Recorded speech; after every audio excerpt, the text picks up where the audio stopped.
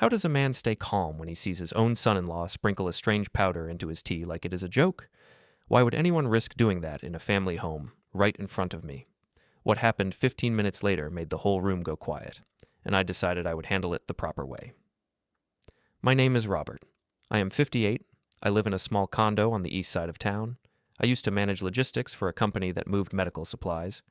Before that, I worked in a support role for the military. I am not loud. I do not like to argue. I like calm routines. I like clean counters. I like a simple cup of tea in the evening. People around me often think calm means weak. I have seen that pattern many times. It is worse when the people judging you are family. My daughter Emma is 31. She is a nurse. She works long shifts. She looks tired more often now. She tries to smile, but it does not reach her eyes. She married Tyler 2 years ago. Tyler is 34. He works in sales. He always looks polished. He always checks his phone.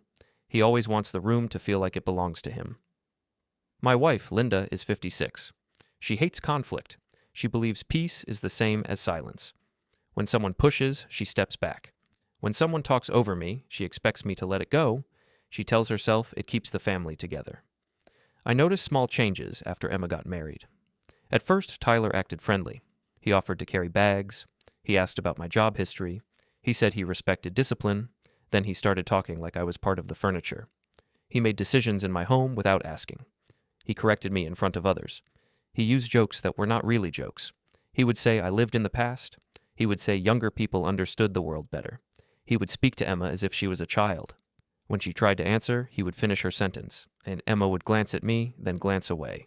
Linda would say we should not make a big deal of things. That evening started like many others. Emma and Tyler said they would visit after her shift.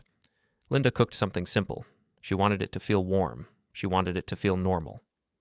I set the table and filled a water jug. I kept my thoughts to myself. When they arrived, Tyler entered first. He smiled wide. He spoke with a bright voice. He said he hoped we were hungry. He said he brought dessert. He carried the box like a prize. Emma walked in behind him with a quiet smile. She hugged Linda. She hugged me too, but it was quick. I noticed her shoulders were tense. We ate in the dining area near the living room. Tyler talked most of the time. He told stories about work and people he knew. He described a new place he wanted to take Emma. He asked Linda questions, but he did not really listen to her answers. When I tried to add something, he moved on fast, like he did not hear me. At one point, Emma mentioned her schedule. She said she might need to switch shifts next month. Tyler immediately said that would not be possible. He said they already had plans. He said she should talk to her supervisor and make it work. Emma nodded. Linda nodded too, like this was normal. I watched Emma's hands. She picked at a napkin. She checked her phone once, then put it face down. Tyler's phone stayed face up. It lit up every few minutes. He glanced at it each time. After dinner, Linda cleared plates. I offered to help, but she told me to sit. Tyler leaned back and looked around the condo like he was inspecting it. He said the place looked smaller each time he came. He said we should think about moving somewhere cheaper. He said it would be smart because times change. He also spoke about my tea. I always make tea after dinner. I have done it for years. It helps my stomach. It helps my sleep. Tyler said tea was a habit older people used to calm their nerves. He said it was fine, but maybe I should try something newer. He said there were modern options. I did not argue. I stood up and went to the kitchen. I took 2 mugs from the cupboard. I usually offer tea to guests. Emma likes it with honey. Tyler sometimes takes it if he thinks it looks polite. The kitchen in my condo is narrow. The counter runs along one wall. There is a small camera in the corner near the hallway. I installed it after a package went missing last year. It points toward the entryway and part of the kitchen. It is not a secret. It is just there. I filled the kettle. I placed the mugs on the counter. I set out honey and lemon. I moved with my normal pace. I'm not slow, not rushed. Tyler followed me into the kitchen and stood behind my right shoulder, too close. He said he would help. I told him it was fine. He asked where I kept my sweetener. I told him I did not use sweetener, only honey. He made a small sound like he disagreed. Then he said he had something better. He reached into his pocket and pulled out a tiny packet. It looked like the kind you get with vitamins or drink mixes. It was folded and plain. No bright label, no clear brand. Just a small sealed paper strip. He held it low, near the counter, not up where Emma could see. He angled his body slightly, like he was trying to block the camera's view. He did it smoothly, like a habit. He did not look at the camera. He looked at me, then looked away. He said it was a health powder. He said it would help with energy. He said it was a small thing and I should not be stubborn. He said he wanted me to feel better. I watched his hands. I watched the packet edge. I watched his fingers pinch it open. A fine pale dust slipped out. It fell into one mug. It was the mug I had placed closer to me. My first reaction was not anger. It was clarity. My mind went quiet. I felt a cold line down my back. I also felt something else. I felt sure. Sure that this was not normal. Sure that I had to stay calm. I did not shout. I did not accuse. I did not grab his arm. I did not make a scene. I simply breathed in slowly through my nose. At that moment, Tyler's phone buzzed. He turned his head toward the sound. His attention left the mug for a second. I used that second. I shifted my left hand to the mugs like I was adjusting their position. I slid them gently, 1 inch at a time. I moved the mug he had touched away from my side. I moved the other mug closer. The motion was small. It looked like nothing. It was the kind of movement you do when you make space for a spoon. Tyler turned back. His eyes went to the counter, then to the kettle, then to his phone again. He did not notice the swap, or he did not care enough to check. I kept my face calm. I poured hot water into both mugs. The powder dissolved. It left a faint cloudy swirl. I stirred both mugs. I added honey to Emma's mug, the one she always likes. I added a lemon slice. I handed it to her in the living room. Tyler followed me, still talking. He said I should not take things personally. He said he was trying to help the family. He said people in his world moved fast and we should keep up. He said I was lucky Emma had him to guide her. Emma sat on the couch. She held her mug with both hands. Linda sat beside her. Tyler took the other mug from me without asking which was which. He lifted it with a small smile, like he had won a quiet game. We talked for a few minutes. Tyler spoke. Linda made small agreement sounds. Emma watched the tea steam rise. I watched Tyler's posture. I watched his mouth. I watched the way he swallowed. I took a small sip from my own cup, only after he drank first. It was warm. It tasted normal, maybe slightly bitter, but tea can taste different depending on the steep time. I did not take another sip. I set my cup down on the coaster. I rested my hands on my knees. My breathing stayed even. Tyler took a bigger drink. He leaned back. He looked pleased with himself. He started a story about a deal he closed at work. He said the client was difficult, but he knew how to handle people. He said most people were easy if you pushed in the right places. Emma's eyes flicked toward me. For a second, I thought she had noticed something. Then Tyler laughed at his own story, and her gaze dropped. Minutes passed. I did not count them with a timer. I did not need to. I watched the small changes. Tyler's voice began to speed up. His words ran together a little. He cleared his throat. He rubbed his hands on his pants. He stood up and walked to the kitchen, then came back without saying why. He tried to sit down again, but he shifted in his seat like he could not get comfortable. Linda asked if he was okay. Tyler said he was fine. He said the room was warm. He said he was just tired. Emma asked if he wanted water. Tyler waved his hand like it was not important. He tried to keep talking, but his focus jumped. He started one sentence, then changed it halfway. He checked his phone twice in 1 minute and did not even unlock it. He just stared at the screen. I stayed quiet. I did not smile. I did not enjoy the moment. Not yet. I only observed. I kept my face neutral, like I was watching weather change. Tyler's cheeks looked flushed. A shine formed on his forehead. He loosened his collar. He took another deep breath and told Emma they should leave soon. He said he had an early morning. He said he did not want to waste time here. Linda looked hurt, but she still nodded. Emma set her mug down carefully. She asked again if Tyler was okay. He said yes, but his voice sounded tight. I stood and picked up my cup. I carried it to the sink. I watched the tea surface. I watched my hands stay steady. I rinsed the mug and set it on the rack. My mind stayed calm. When I turned back to the living room, Tyler was standing. His shoulders were stiff. His jaw was tight. Emma was looking at him with worry. Linda was trying to keep her smile, but it was thin. I walked back in and said we could end the visit early if they needed. My voice was steady and polite. Tyler looked at me, and for a brief second, I saw something in his eyes. Not fear, not guilt. Something like surprise that I was still calm. They gathered their things. Emma hugged Linda and then hugged me again, but this time she held on a little longer. I felt her fingers press into my shoulder, like she needed something stable. Tyler stood by the door and breathed through his mouth. In the condo lobby, as they left, Tyler tried to stand tall. He tried to act normal, but his hands were not still. He kept opening and closing his fist. Emma looked back at me once before the elevator doors closed. I waited until they were gone. Then I went back inside, closed the door, and stood in the quiet living room. Linda asked what that was about.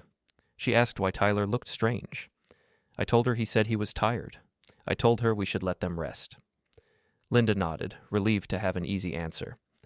She went to the kitchen to wipe the counter. I stayed in the living room, listening to the faint hum of the building. Then I walked into the kitchen alone. I opened the trash bin under the sink. I looked carefully, moving things aside with slow hands. I found the tiny empty packet. I did not rush. I did not panic. I took it out and held it under the light. And in that moment, I understood one simple thing very clearly. This was not about tea.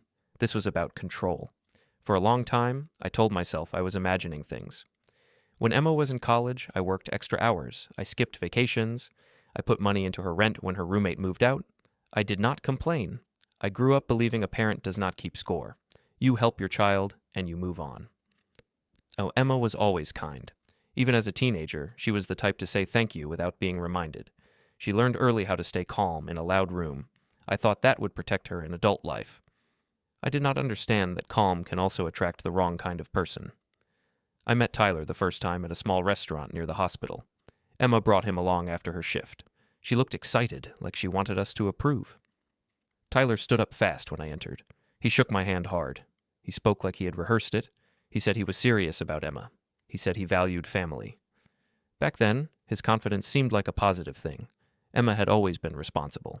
I thought it might be nice for her to be with someone who made choices quickly. I also saw that he liked to be seen. He liked to create a picture in other people's minds. He was always aware of who was watching. At first, Tyler treated me with polite respect. He asked about my work. He asked about my time in the military support world. He said he liked structure. He smiled a lot. He used the kind of words that sound good in public. Then the small shifts started. They were easy to ignore. Tyler would invite us to something, then change the time without telling me. When I asked, he would say he assumed Linda had told me. Linda would say she forgot. Tyler would shrug like I was making things difficult. Emma would try to smooth it over by saying it was not a big deal. I would let it go. He began correcting me in front of Emma. Not big corrections, small ones. He would say I misremembered a date. He would say my advice was outdated. He would say, in a light tone, that I was from a different era. Sometimes he would use my calm nature against me. If I stayed quiet, he would say I agreed. If I spoke up, he would say I was sensitive. Either way, he got what he wanted because the room would shift around his words. The first major boundary he crossed was money. Emma and Tyler rented a place that was too expensive for their budget. Tyler said it was necessary because of his work image. He said clients expected a certain level. Emma told me they were fine. Then she called one night and said they were short on rent. Her voice was shaky. She said she felt embarrassed. I transferred the money. I told her it was okay. After that, it happened again and again. Sometimes Emma would call, sometimes Tyler would text from her phone. The messages always had the same tone, calm, polite, but firm. He would say it was temporary, he would say he would pay it back, he would say it was for Emma's comfort and safety. One time, I asked Tyler directly when he planned to repay. He smiled and said repayment was not the point. He said family helps family. He said I should be proud I could still contribute. I remember the word contribute. It was like he was talking about a charity fund, not a father helping his child. Linda asked me later why I had made things awkward. She said I should not talk about money. She said it made us look small. That was Linda's way. She was more afraid of embarrassment than unfairness. The next boundary was time.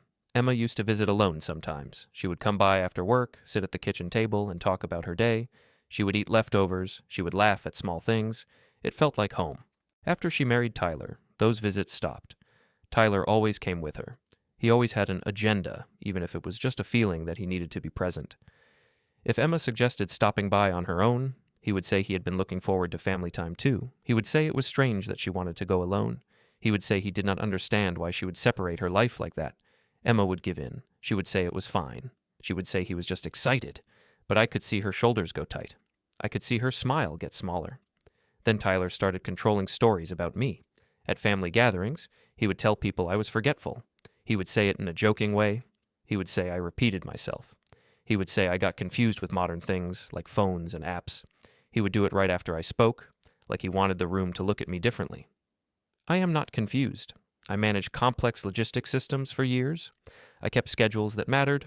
I learned how to stay calm when people around me were panicking. I may be older than Tyler, but I am not lost. Still, the way he talked about me created a shadow. People would laugh politely. Then they would start speaking slower to me, like I needed help. Emma would look down at her plate. Linda would smile and change the subject. I tried to correct it once. I said I did not appreciate being described that way. Tyler nodded like he understood, then said he was only worried about me. He said he wanted to make sure I was okay. He said he hoped I did not take it personally. It was always framed as concern. That was the trick. He could say anything, and if I pushed back, he could claim I was proving his point. I began noticing how Tyler used concern as a tool with Emma too. If Emma was late replying to a message, Tyler would say he worried something happened. If Emma wanted to stay at work longer, Tyler would say he worried she was being taken advantage of. If Emma wanted to visit me alone, Tyler would say he worried she was drifting from the marriage. He wrapped control in soft words. After the tea incident, I did not sleep well. I did not spiral. I did not imagine dramatic scenes. I just lay there and replayed the movement of his hand, the way he angled his body, the way his eyes never once checked whether I agreed.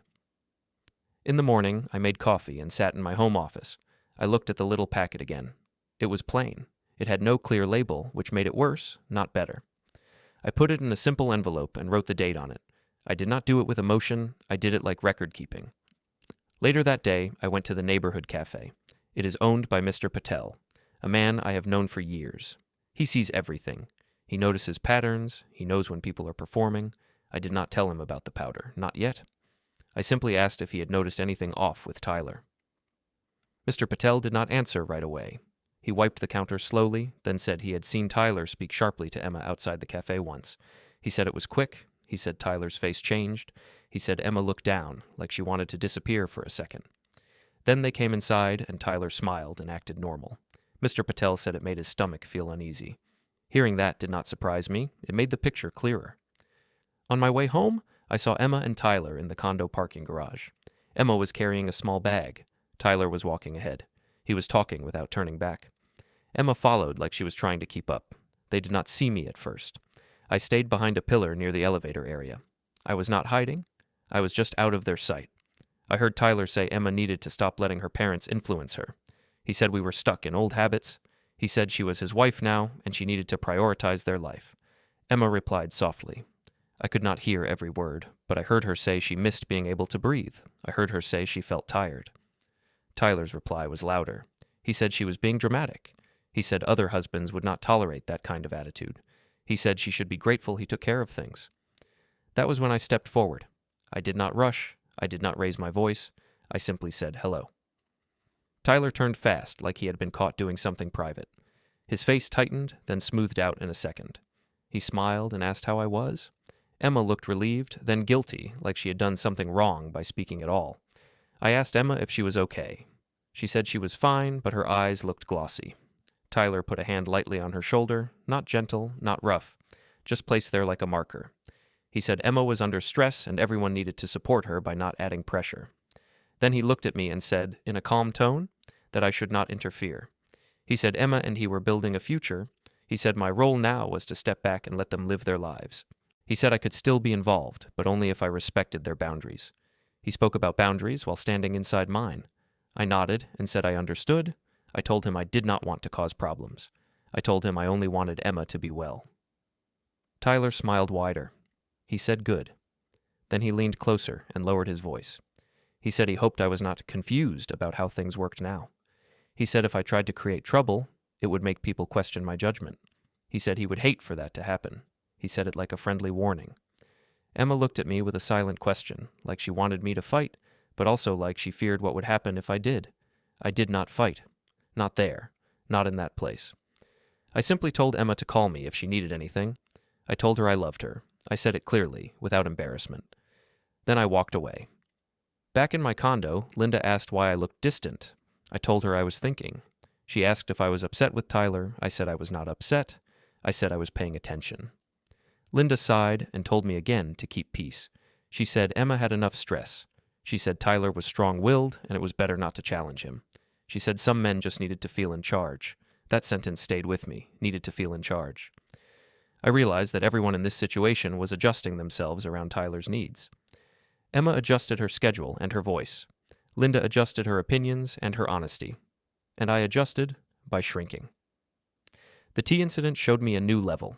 It was not just words. It was not just money. It was not just control of time. It was someone willing to tamper with a drink in my own home to prove a point. When I thought about it like that, something in me settled. Not anger, not fear. A simple decision. I would stop shrinking. I would stop trying to win arguments with feelings. I would start treating this like a problem that needed clear steps.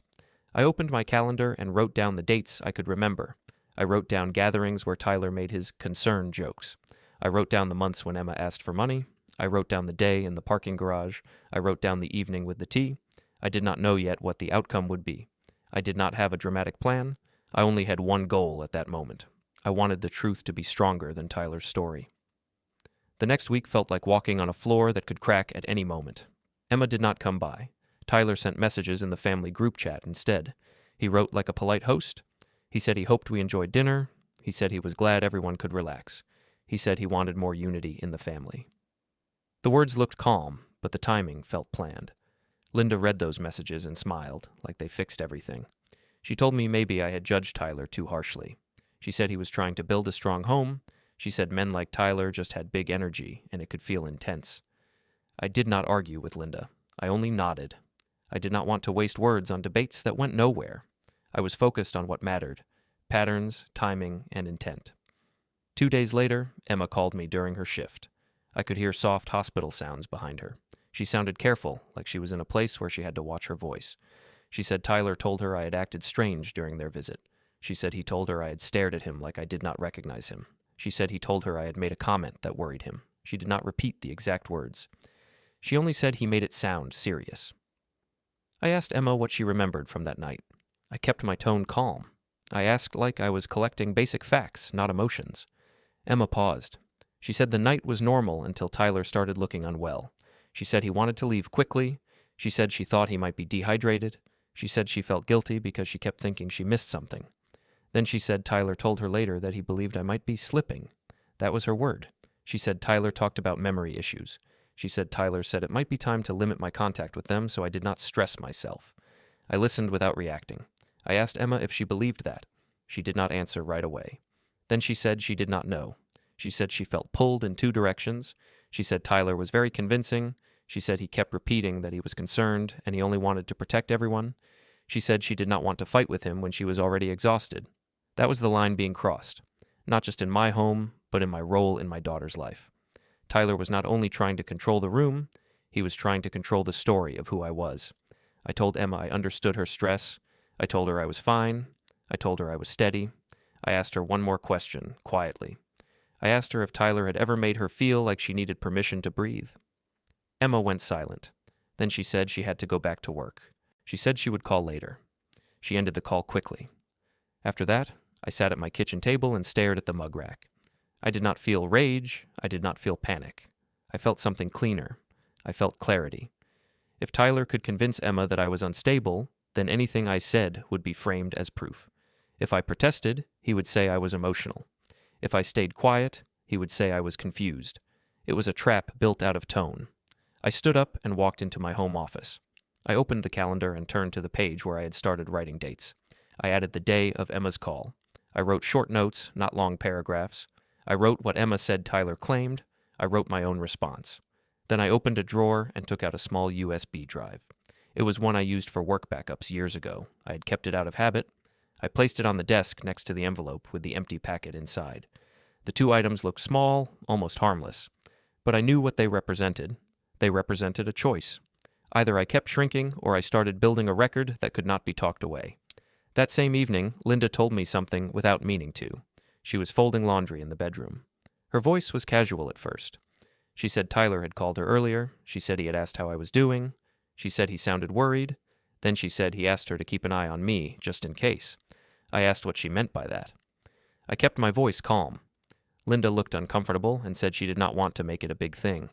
She said Tyler asked if I'd been forgetting things. She said he asked if I seemed agitated. She said he asked if I had been taking my tea as usual. The mention of tea made my stomach tighten. Linda noticed my face change. She asked what was wrong. I told her I did not like the idea of Tyler putting her in the middle. I told her I did not like the idea of someone tracking my routines. Linda sighed and said Tyler was only trying to help. She said Emma was under stress and Tyler wanted stability. She said I should take it as care.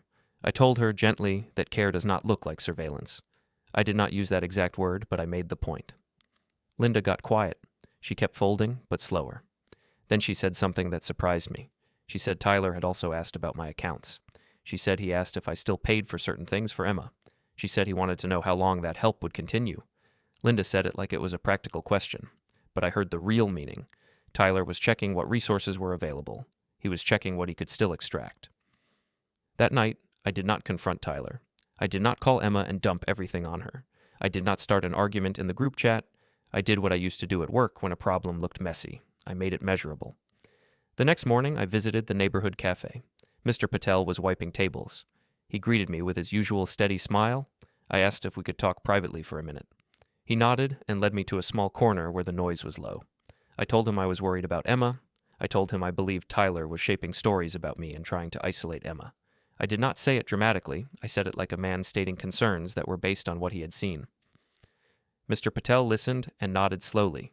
Then he said he had seen Emma alone once, months ago, standing outside the cafe. He said she was staring at her phone and looked frozen.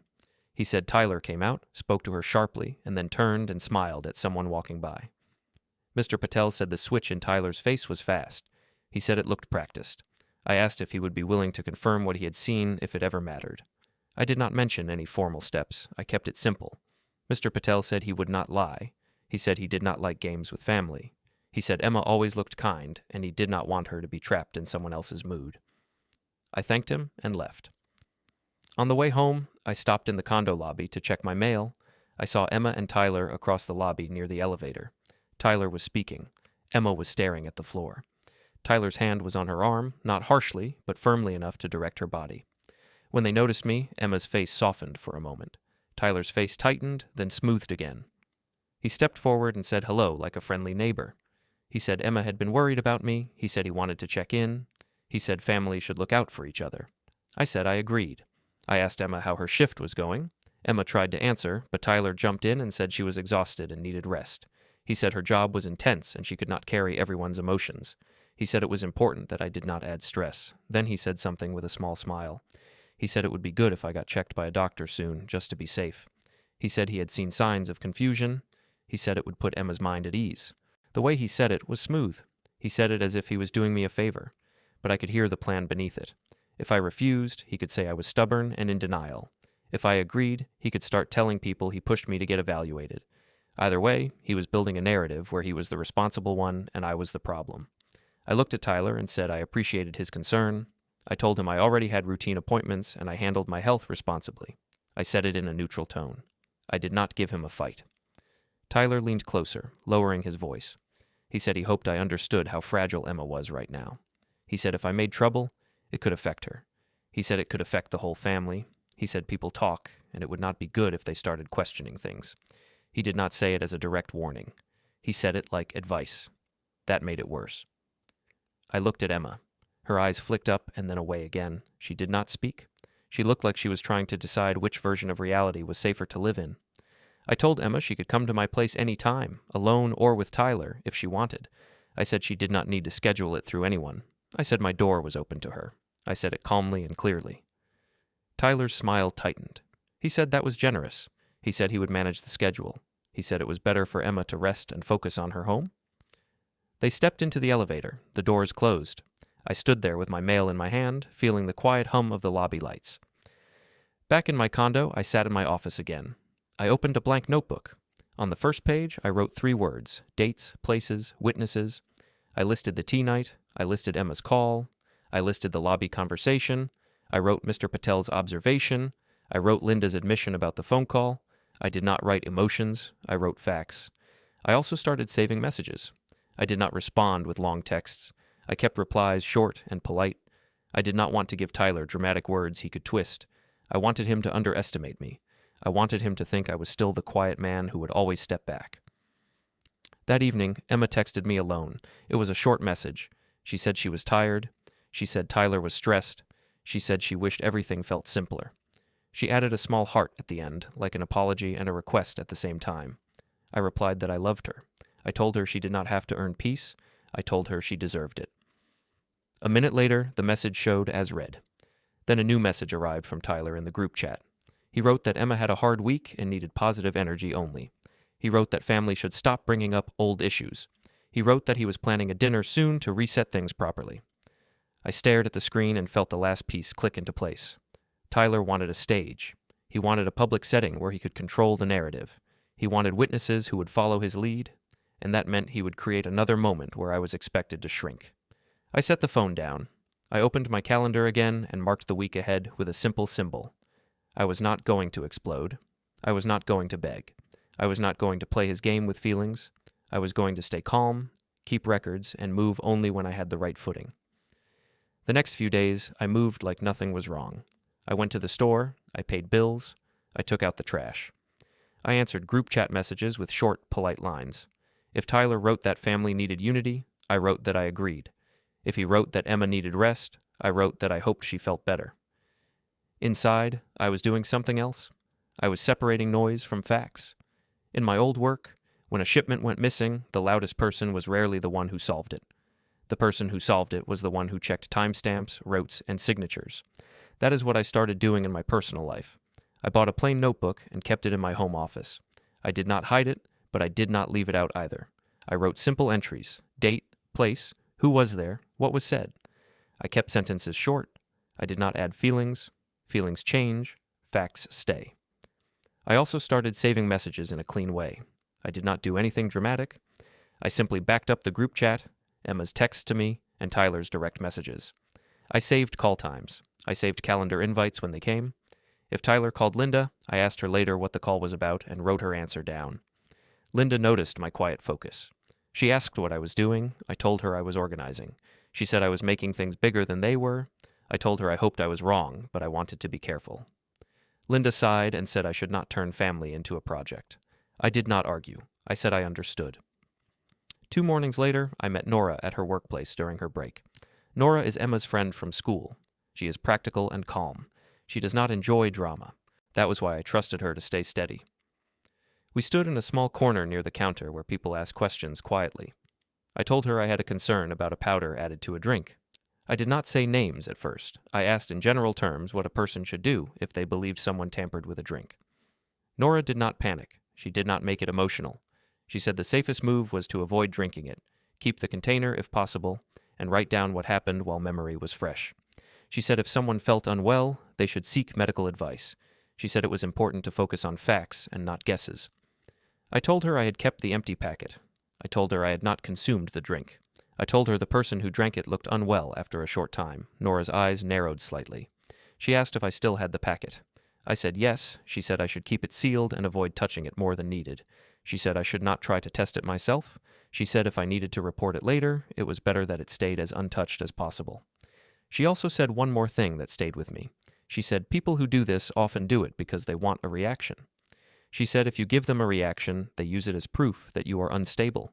She said calm record-keeping was smarter than shouting. I thanked her. I did not ask her to do anything yet. I only asked if she would be willing to confirm later that I had asked for safe advice and that her advice was focused on safety and documentation. Nora said yes. She said she cared about Emma. She said she did not like power games in a home. When I left, I felt steadier. Not because I wanted conflict, but because I now had a clean path. I could protect myself without becoming the person Tyler wanted to paint. That afternoon, I went to the condo association office. It is a small space near the lobby with a desk and a few chairs. The manager, Ms. Reyes, is direct. She likes rules and order. I have known her for years. I have always paid fees on time. I have never caused trouble. I told Ms. Reyes I had a question about reporting an incident and about shared area cameras. I did not give details. I said I wanted to understand the proper procedure if a resident believed there was harassment or tampering in common spaces or near entry points. Ms. Reyes gave me a basic explanation. She said reports should be written, with dates and times. She said shared area footage can be reviewed under policy, but it is not something they hand out casually. She said if there was a serious issue, they work with the proper channels. She said I should document clearly and avoid direct confrontation in common spaces. I nodded and thanked her. I did not ask for footage. Not yet. I only wanted to know what steps existed and what the association would take seriously. Tyler respected systems when they benefited him. I wanted to make sure the same systems could protect others too. On the way out, I noticed a posted notice about resident conduct and privacy in shared areas. It was plain and boring, but it mattered. It reminded me that rules are real even when people act like they are not. After that, I went to my bank branch. I did not need to do anything dramatic. I only needed to review what accounts were linked to what transfers. I needed clarity. For the last 2 years, I had been helping Emma with small things. Sometimes it was rent, sometimes it was a car repair. I did it because she was my daughter, but now I saw that Tyler was treating that help like a tap he could open and close. At the bank, I asked simple questions. I asked how to set cleaner limits and alerts. I asked how to make sure I could track outgoing transfers clearly. I asked how to avoid last-minute pressure transfers that were made under stress. I did not cancel everything that day. I did not want to create a sudden storm that Tyler could blame on me. I wanted a controlled shift, not a loud one. I wanted to remove incentives slowly while I built my record. That evening, Emma called me again. She sounded tired. She said Tyler wanted them to come over for a reset dinner soon. She said he believed the family needed a fresh start. She asked if I would be willing to attend and keep things calm. I told Emma I would come. I told her I did not want tension. I told her I wanted her to feel safe and supported. I did not say anything about the powder. I did not want to corner her on the phone while she was already drained. Emma sounded relieved. Then she lowered her voice and said Tyler had been asking questions about me again. She said he wanted to know if I was still driving at night. She said he wanted to know if I had been forgetting appointments. She said he suggested I might need help managing daily tasks. I asked Emma if she had noticed any of those things. She hesitated and said no. Then she said Tyler was just worried. She repeated his phrase like it was a shield. I did not push. I only said I appreciated her telling me. I told her I was okay. I told her I had routines, and I followed them. I told her I had always kept my life organized. After we hung up, I sat in the home office and wrote down what she said. Date, time, claim, no emotion, just record. Linda came into the office and asked why I was writing so much. I told her I was building a timeline. She laughed softly and said I was acting like I was still at work. I said maybe I was, because this felt like a problem that needed structure. Linda looked at the notebook and got quiet. Then she said she had something to tell me. She said Tyler had asked her to send him photos of our kitchen. She said he said it was for design ideas and making the place nicer. She said she thought it was harmless. I asked if she had sent them. Linda said yes. She said she did not see the issue. I felt my throat tighten, but I kept my voice steady.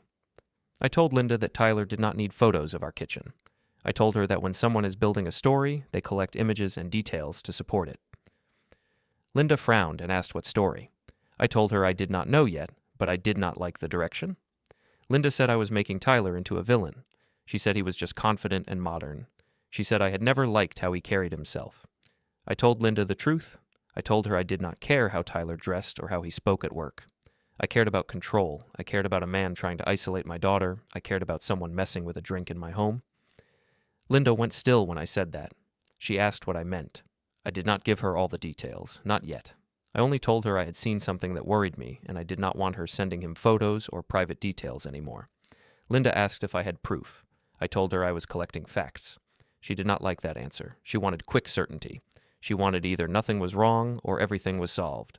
I could not give her that. Over the next days, Tyler grew more relaxed. In the group chat, he posted cheerful messages about family unity. He suggested the restaurant for the reset dinner. He said it would be a private room so we could speak openly.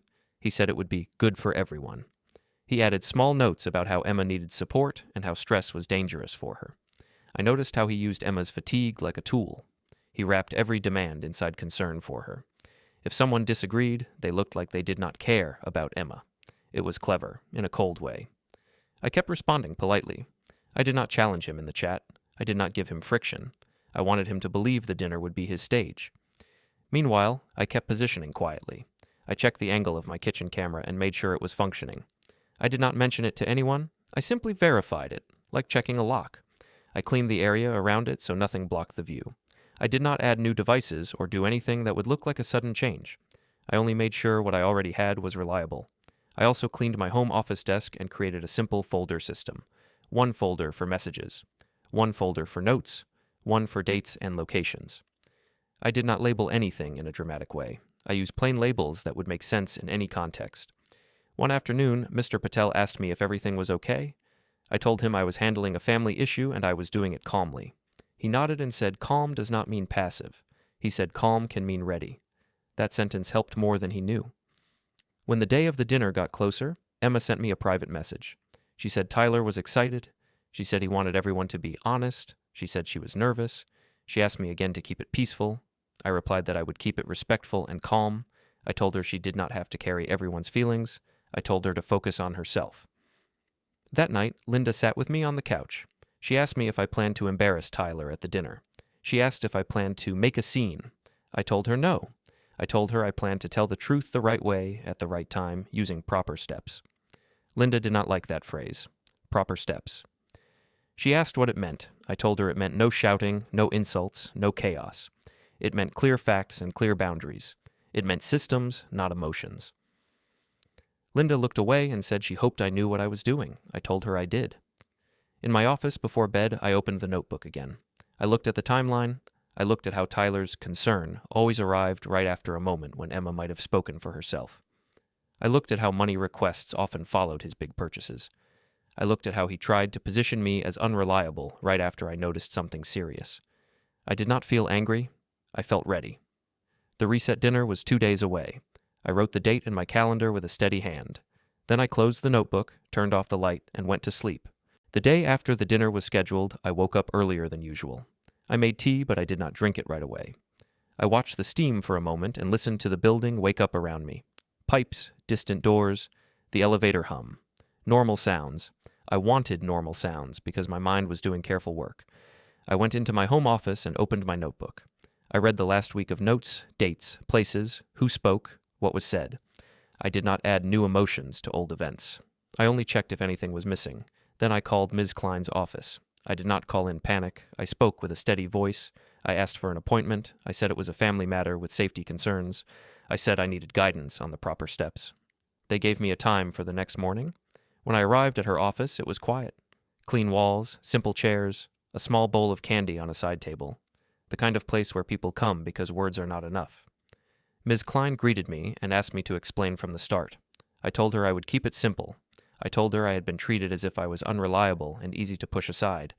I told her I believed a person was shaping a story about my health and judgment. I told her about the powder in the tea in my kitchen and the way that person tried to angle his body away from my camera. I did not ask her for revenge.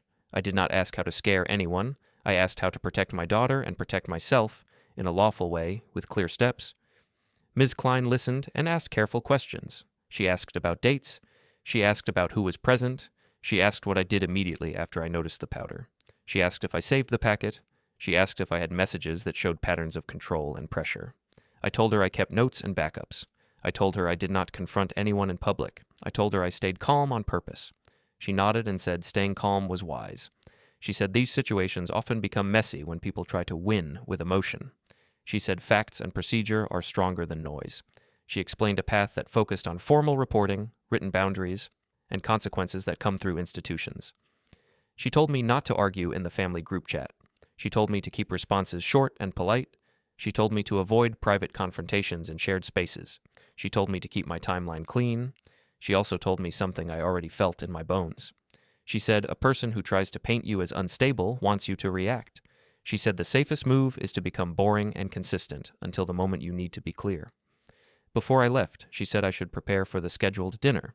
She said if it was being framed as a reset in front of others, it was a stage. She said I should decide what my goal was before I walked into that room. On the drive home, I did not feel excited. I did not feel scared. I felt focused. At home, Linda asked where I had been. I told her I spoke with someone about proper steps. Linda's face tightened.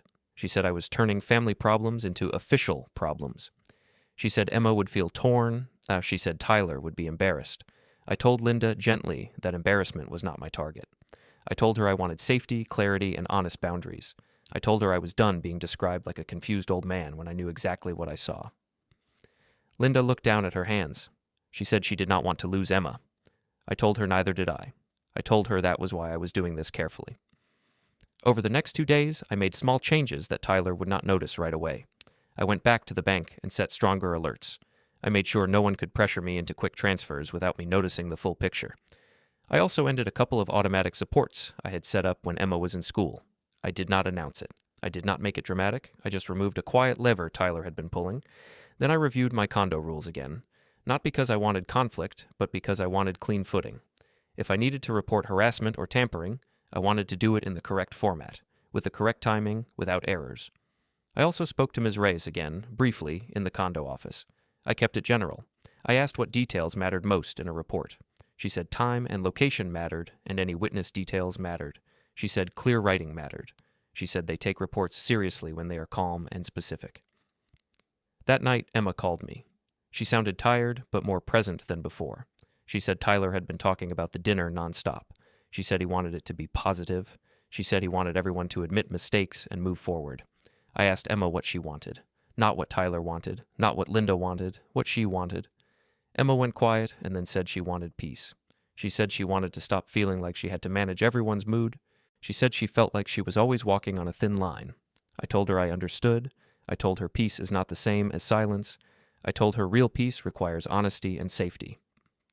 Emma said she was afraid the dinner would turn into arguing. She asked me again to stay calm. I told her I would stay calm. I meant it. My calm was not weakness, it was control. After that call, I sat at my desk and wrote a short statement for myself. Not a speech, not an attack. Just a few lines that were true, simple, and hard to twist. I wrote that I noticed a substance added to my drink in my home. I wrote that I chose not to react in the moment. I wrote that I would not accept stories about my health used to isolate me from my daughter. I wrote that future contact and support would follow clear boundaries. I did not plan to read it word for word. I only wanted my mind to stay clear if the room got loud. Tyler kept sending messages in the group chat. He wrote that the private room was booked. He wrote that the restaurant was neutral ground. He wrote that he wanted everyone to be honest and respectful. He also wrote small lines that sounded kind on the surface, but carried pressure. He wrote that Emma needed stability. He wrote that stress was not safe for her. He wrote that the family should support his leadership so Emma could rest. I noticed how he always placed himself in the center as the solution. Linda responded with cheerful emojis and short agreement lines. She wanted the dinner to fix everything. She wanted one clean moment where everyone smiled again. I understood her hope, but I did not share her belief. On the morning of the dinner, I checked my kitchen camera one more time. I did not change anything. I only made sure it was working and the time setting was correct. Then I put the empty packet envelope and my notebook in a plain folder. I also placed the USB drive inside. The folder was not thick. It did not look dramatic. It looked like paperwork for a quiet man's life. I did not plan to wave anything around. I simply wanted what I carried to be organized, not scattered. In the afternoon, Nora texted me. She asked if I was okay. She said Emma looked tense at work. She said Tyler had called Emma several times during her break. Nora said she was worried. I told Nora I was fine and I was handling things properly. I told her I appreciated her steady support for Emma. Nora replied that she cared about Emma and she hoped the evening would not become another performance. That word matched my thoughts. Performance. A couple of hours before we left, Linda stood in the bedroom doorway and watched me put on a simple shirt and jacket. She asked if I was sure about going. She asked if I could just smile and move on. I told her I could smile, but I could not pretend. I told her pretending was what made this situation grow. I told her I would not shout. I told her I would not insult anyone. I told her I would be calm and factual. Linda's eyes got wet. She said she wanted her daughter back. I told her I did too. I told her the best way to get her back was to stop feeding the system that kept her small. We drove to the restaurant in my car. The sky was gray and the streets were slick. Linda stared out the window. I kept both hands steady on the wheel. When we arrived, I could already see Tyler's style from the entrance. He had chosen a place with soft lighting and a clean entrance. He wanted it to feel formal. He wanted it to feel like an event, not a meal. Inside, a host guided us to the private room. The hallway smelled like warm bread and coffee. The carpet muted our steps. At the door, I saw Tyler through the glass panel. He was standing with his phone in hand. Emma was sitting at the table, shoulders slightly hunched, hands around a water glass. Tyler was talking to her with quick mouth movements and sharp hand gestures. Then he noticed us and changed his face instantly. He smiled wide and opened his arms like he was welcoming guests to his house. He said he was glad we came. He said tonight would be a fresh start. Emma stood and hugged Linda, then hugged me. Her arms stayed around me for a second longer than usual. She whispered that she was tired. I told her I knew. I told her she did not have to carry the room. Tyler pulled out chairs and directed people where to sit. He chose the seat at the head of the table, of course. He placed Emma near him. He placed Linda across from Emma. He left me on the side, slightly away, like I was an extra. I did not move my chair. I did not argue about seating. None of that mattered. I placed my folder against my leg, out of sight, and rested my hands on the table. I looked around the room. I noticed 2 other relatives had been invited, people Tyler liked to impress. I noticed their phones were already face up on the table, like they expected a story. Tyler cleared his throat and began speaking about unity again. He spoke slowly, like he was reading a script in his head. He said he wanted honesty. He said he wanted respect. He said he wanted everyone to stop holding on to the past. I watched Emma's face while he spoke. I watched how she nodded at the right moments, like she had learned a routine. I stayed quiet. I let Tyler talk. And in that quiet, I felt the calm center in my chest hold firm. I was not there to win an argument. I was there to end a pattern. Tyler started the dinner like a manager opening a meeting. He said he wanted unity. He said he wanted everyone to be honest. He said he wanted the past to stay in the past. He looked at me when he said that, like he expected me to nod and disappear. Then he shifted to concern. He said he had noticed signs that I was forgetting things. He said he worried I could misunderstand situations. He said he wanted Emma to feel safe, and he wanted the family to support her by keeping things calm. I let him finish. I waited until he reached the part where he tried to present himself as the responsible one. When he paused, I placed my hands flat on the table and spoke slowly. I said I agreed that honesty mattered. I said I had been calm for a long time, and I planned to stay calm. I said I would not argue, and I would not trade insults. I said I would only describe what happened in order. Tyler smiled like he was sure I had nothing. I told the room about the tea night. I said it was after dinner in my kitchen. I said I saw Tyler open a small packet and add a powder to 1 mug. I said he angled his body as if he did not want the kitchen camera to see his hands. I said I did not react in the moment because I did not want a scene. I said I moved the mugs while his attention was on his phone. Emma's eyes widened, then dropped to the table. Linda's mouth opened slightly, but she stayed quiet. Tyler tried to laugh. He said I was imagining things. He said it was a harmless health product. He said I was proving his point by making a strange accusation. I nodded once and said I expected him to say that. I said that was why I kept things factual. I opened my folder and placed 3 items on the table, one at a time. First, I placed a printed still image from my kitchen camera with the date and time visible. I said it showed Tyler's hand over the mug and the packet in his fingers. I said it also showed the way he positioned himself. I did not call it dramatic. I called it clear. Second, I placed a small sealed evidence bag with the empty packet inside. I said I found it in my trash right after they left. I said I sealed it and labeled the date. I said I did not test anything myself, because this was not a home experiment. I said safety comes first. Third, I placed a simple timeline printout. It was 1 page, dates, locations, short notes. I said it showed the pattern of Tyler's concern appearing after moments when I did not submit to his control. I said it showed money requests, pressure messages, and repeated claims about my health that did not match reality. Tyler's smile stopped. His face went stiff. He said the camera could be edited. He said the timeline was just my opinion. He said I was trying to embarrass him. I told him I understood he would deny it. I said that was why I had already followed proper steps. Then I placed a 4th item on the table, a copy of my formal written report to the condo association with the date of submission and the incident description. I said it was not a social argument anymore. I said it was a documented report under building policy, and it included my request for shared area review related to the entry and timing of the visit. Tyler's breathing changed. He looked at Emma, then at Linda, then at the other relatives with their phones face up. I placed the last item down, and my voice stayed even. I said Ms. Klein, my attorney, had prepared a notice letter about boundaries and contact going forward. I said it included that any future communication with me about my health or finances must be in writing. I said it also stated that any further attempts to spread claims about my mental state would be treated as a serious matter, handled through formal channels. Linda's hands trembled slightly. Emma looked like she could not decide whether to cry or to stand up. She kept staring at the packet and the camera still. Tyler tried to regain control. He said I was overreacting. He said I was hurting Emma. He said I was breaking the family. I turned to Emma and spoke softly. I said I was not breaking the family. I said I was protecting it from manipulation. I said she deserved a life where no one used fear and concern to control her. Emma finally looked at Tyler and asked him, in a small voice, why he would do that in my kitchen. He tried to answer quickly, but his words did not land. The room had changed. The story had changed. The restaurant manager opened the door and stepped in. He said Tyler had asked in advance for the room to remain presentation ready and for staff to avoid interrupting. He said he did not understand why until now. That was the moment Tyler lost his stage. The manager asked Tyler to step out of the private room. Tyler pushed his chair back fast. The chair legs scraped the floor in a loud, ugly sound. Emma did not move to follow him. I gathered my papers calmly, placed them back into the folder, and stood up. I looked at Emma and told her I would pick up the phone anytime she called. Tyler's phone screen went dark in his hand as he backed